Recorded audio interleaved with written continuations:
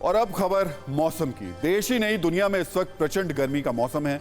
Europe में भीषण heat wave से हाहाकार मचा हुआ है। स्पेन में करीब एक सप्ताह से तापमान 45 डिग्री के करीब है।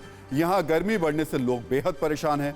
पुर्तगाल में गर्मी और हीट वेव से पिछले एक हफ्ते 700 से ज्यादा लोगों की मौत हो चुकी है। फ्रांस में गर्मी के कारण जंगलों में आग लग गई है।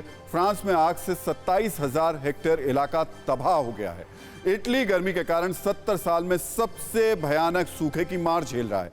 यह कहानी यूरोप के सिर्फ कुछ देशों की नहीं है, दुनिया के कई देश मौसम की मार जूझ रहे हैं।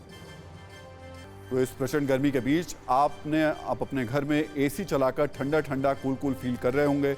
एसी से प्रचंड गर्मी में तत्काल राहत तो मिलती है, लेकिन लॉन्ग टर्म में इस राहत से होने वाले नुकसान का अंदाजा शायद ही आपको होगा। धरती पर जीवन और पर्यावरण को खतरे में डालने वाला यह इलेक्ट्रॉनिक आइटम देश में लाखों लोगों के घर में इस वक्त मौजूद है। एक रिपोर्ट के मुताबिक घरेलू बाजार में एसी की बिक्री रिकॉर्ड स्तर पर पहुंच गई है। साल 2022 की पहली छमाही में 60 लाख एसी की बिक्री हुई। साल 2019 की पहली छमाही में 42.5 लाख से 45 लाख एसी की बिक्री हुई थी। लगभग 10 से 15% तक महंगे होने के बावजूद इस बार एसी की बिक्री ज्यादा हुई है। 6 महीनों में 2 बार एयर कंडीशन के दाम बढ़े थे, यानी प्रचंड गर्मी के ताप में महंगाई की हवा निकल गई। दाम बढ़ने के बाद भी एसी की खरीदारी नहीं गिरी। गर्मी से बचने के लिए लोगों ने एसी को एकमात्र विकल्प मान लिया। तो एसी बेशक हमें फौरी तौर पर गर्मी से राहत दिलाता हो, लेकिन यह फौरी राहत पर्यावरण के लिए बेहद हानिकारक है।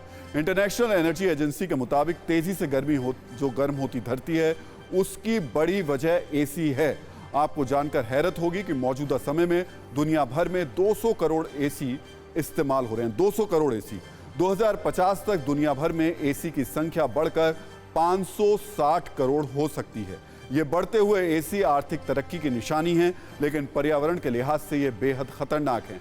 विशेषज्ञ बताते हैं कि एसी में क्लोरोफ्लोरोकार्बन गैस का इस्तेमाल होता है। क्लोरोफ्लोरोकार्बन गैस ओजोन परत को सबसे ज्यादा नुकसान पहुंचाती है। ओजोन परत में नुकसान से धरती गर्म हो रही है, पर्यावरण को नुकसान पहुंच रहा है।